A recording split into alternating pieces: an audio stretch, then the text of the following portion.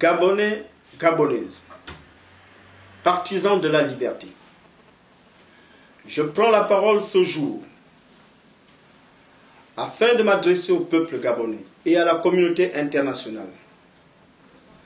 Après avoir constaté une fois de plus les dérives totalitaires du régime dictatorial au pouvoir au Gabon, en ma qualité de leader du mouvement Gabon Debout, je condamne avec la plus grande fermeté les exactions commises par des mercenaires à la solde du régime dictatorial gabonais. Pour ce, je tiens pour responsables les chefs de corps de gendarmerie et les bérets rouges de l'armée gabonaise, ainsi que le ministre de la Défense nationale, de l'Intérieur et tout autre haut fonctionnaire de l'État qui serait mêlé de près ou de loin aux prises de décision ayant contribué au non-respect des droits fondamentaux et des droits de l'homme au Gabon. Il est de mon devoir de lancer une mobilisation collective autour des revendications ayant des effets sur les intérêts du peuple gabonais, à travers la création d'un espace de contestation soudé sur des valeurs de travail, de solidarité, avec une interaction collective. Nous devons permettre aux relais d'information de fonctionner avec la plus grande efficacité de diffusion possible. Il faut suivre et relayer l'information, orienter les principes et les pratiques, ainsi que la théorie de la révolution insurrectionnelle, citoyenne, populaire et pacifique. Pour cela, il est question de comprendre la nécessité de la mise en place d'un véritable réseau de distribution de la propagande insurrectionnelle. Je propose deux types de propagande. La propagande de masse pour l'espace public et une propagande organisationnelle chargée de former des cadres révolutionnaires qui mèneront la résistance contre les interventions de la dictature. Ce réseau doit être national et international, avec une légitimité de revendication. L'objectivité de son discours doit se transformer en action de terrain, avec des éléments significatifs, ayant un sens et un fonctionnement très pragmatique. Mes chers compatriotes, l'interdépendance de nos actions doit avoir un rayonnement politique, auquel tous mutuellement devons soutenir. Nous devons communiquer à partir de signes de reconnaissance, afin de séduire les sceptiques. Notre communication doit orienter nos actions vers la contestation entre nos différentes communautés d'Afrique, d'Asie, d'Amérique, d'Europe. Cela témoigne de la vision d'hommes et de femmes qui souffrent de la répression militaire. Mes chers compatriotes, le chemin de croix où s'entremêlent aujourd'hui la précarité, les crimes impunis, la gabegie financière, nous conduit à plus de vigilance. Car l'animosité affichée par le régime en place nous conduit à prendre nos responsabilités de leaders d'opinion. J'affirme avec rigueur la mise en place d'un centre de commandement qui se déplacerait selon des modalités particulières. Des moyens adéquats seront mis à sa disposition, car désormais,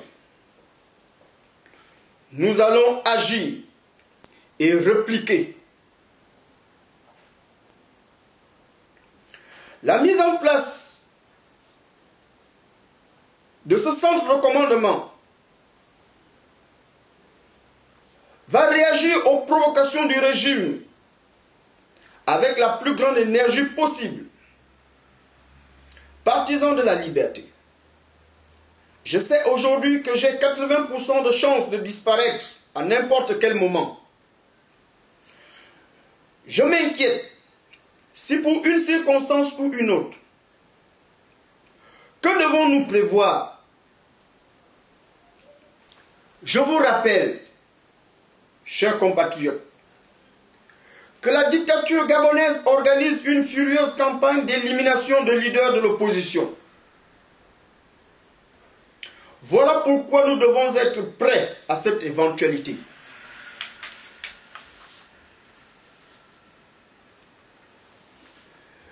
Partisans de la liberté, afin de donner au mouvement une formidable activité, la mobilisation de tous et de tous les activistes doit être totale. La spécificité de cette mobilisation réside dans la logique et la cohérence de nos idées. Le dynamisme en vue de renforcer cette structure politico-sociale nous renvoie à optimiser nos ressources en les transformant en facteurs de légitimation, de hiérarchisation, de moralisation et d'exaltation. Nous réinventons le combat volontaire. Le peuple gabonais doit se mettre au travail immédiatement et prendre conscience de manière collective autour d'un projet et des objectifs communs de notre destin. Il faut néanmoins comprendre que des entraves et contraintes vont se dresser devant nous. Mais nous devons pallier les susceptibilités qui freinent l'adhésion solide au projet unificateur. Mes chers compatriotes, la consolidation de nos actions est une nécessité car nous sommes des soldats pour la libération du peuple. Nous allons prouver au monde que le Gabon est notre nation. Témoignons ainsi par une grande volonté, un attachement profond aux valeurs socio-culturelles gabonaises. Ce qui nous permet de dégager de grandes logiques.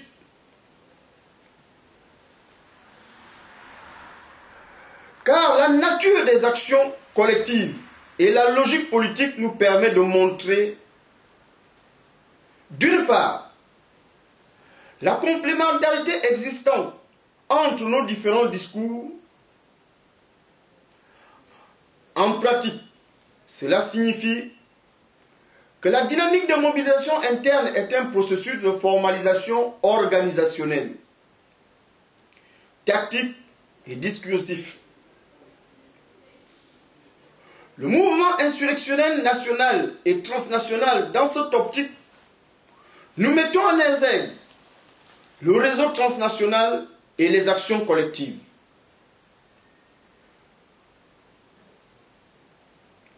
Partisans de la liberté,